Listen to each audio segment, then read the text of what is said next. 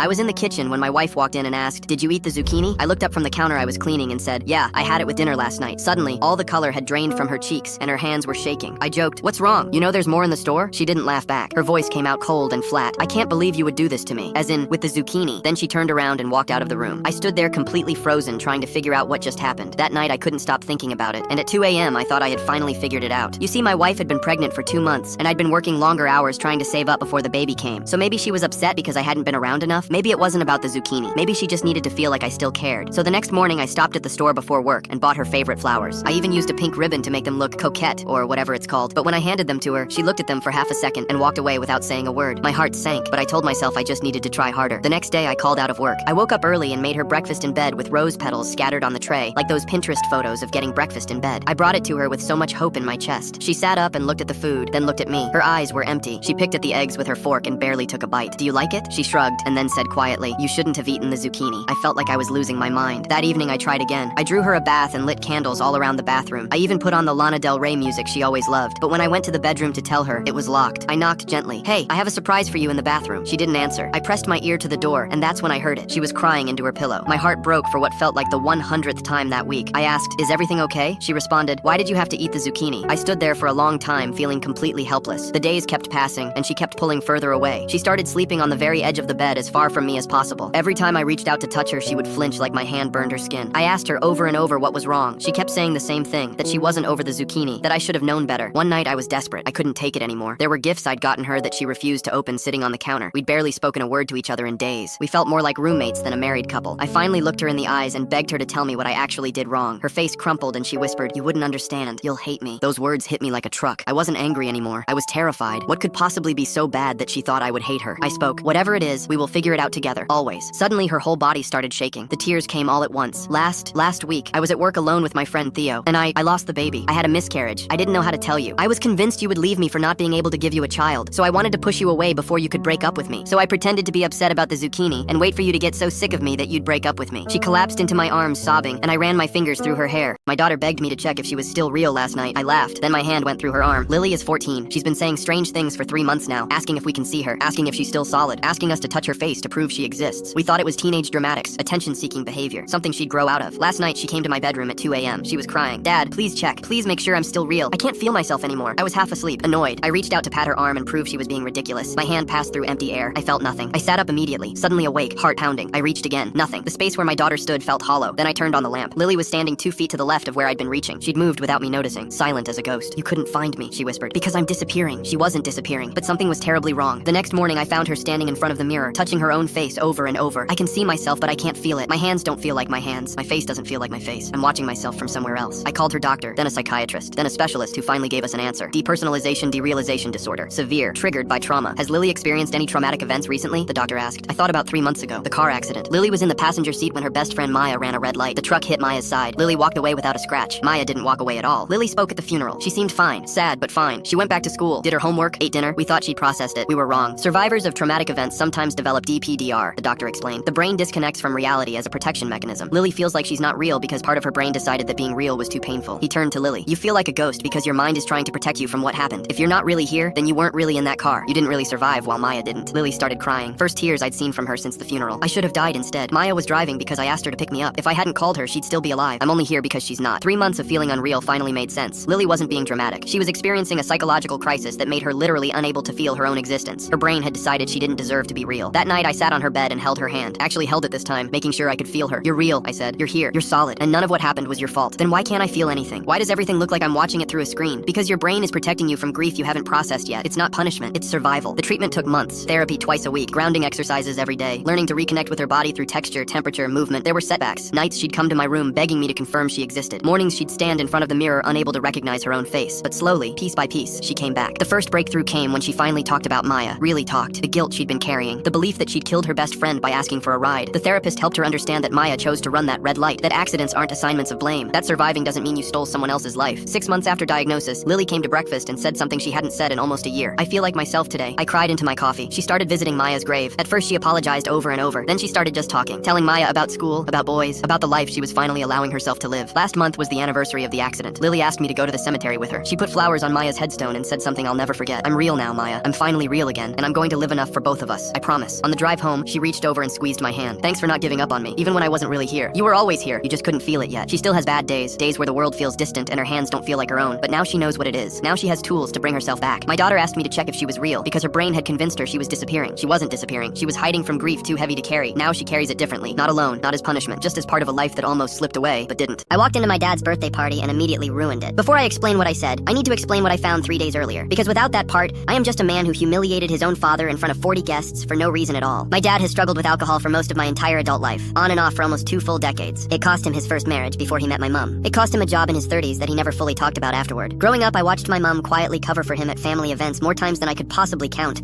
making up excuses about him being tired or having had a long week at work, when really he was upstairs sleeping off whatever he had drunk earlier that afternoon. 18 months ago, he got sober, or at least that is what he told everyone in the family. He went to meetings twice a week without fail, or so he said. He talked about it openly and often at family dinners, how proud he was of himself, how genuinely different he said he felt inside now. We believed him because we wanted to believe him more than almost anything else in the world. His birthday this year was being framed quite deliberately as a celebration of 18 months sober, not simply as turning 60. 3 days before the party, I was at his house fixing his guttering for him, doing him a small favor while my mom happened to be out. I went into the garage looking for a ladder, and instead found a crate of empty bottles hidden behind some old paint tins, going back what looked like several months based on the thick layer of dust on the older ones at the very bottom. I also found a receipt tucked in the glove box of his car, dated just the week before, from an off-license 2 towns over from where he actually lives, somewhere he would have had no obvious reason at all to be otherwise. I sat in that garage for a long time before I went back inside the house and pretended everything was fine. I said absolutely nothing to anyone in the family before the party itself took place. I genuinely desperately wanted to be wrong about all of it. I wanted there to be some perfectly reasonable explanation that I simply was not seeing yet, something that would let me forget what I had found in that garage and just enjoy his birthday properly, like everyone else in the family was clearly about to. At the party itself, my uncle stood up to give a toast and specifically mentioned the 18 months, how genuinely inspiring it had been for all of them to watch my dad turn his entire life around so completely. Everyone in the room raised their glasses together, smiling and laughing. My dad stood there nodding along, accepting all of it graciously, smiling at people clapping for a version of himself that was not currently true in any meaningful sense at all. I watched my mom's face while everyone clapped, and I realized she believed it too, completely, the same as everyone else in that room. I stood up right after the toast had finished, and I asked him directly in front of everyone gathered there in that room, when the last time he had actually had a drink truly was. The whole room went completely and utterly silent. He told me quietly to sit back down. I asked him again, more clearly and more firmly this time. He did not answer me at all, not one single word. So I told the entire room exactly what I had found hidden in his garage 3 days earlier. The bottles in the garage, the receipt from the off-license, all of it, every single detail. People started quietly leaving within just a few minutes of that. My dad has not spoken to me since that night. My aunt called me genuinely cruel for choosing that exact moment to say anything at all. I told her plainly that I did not choose that particular moment at all. He did, 18 months ago, when he decided to lie about it instead of simply telling all of us the truth. Subscribe for more stories.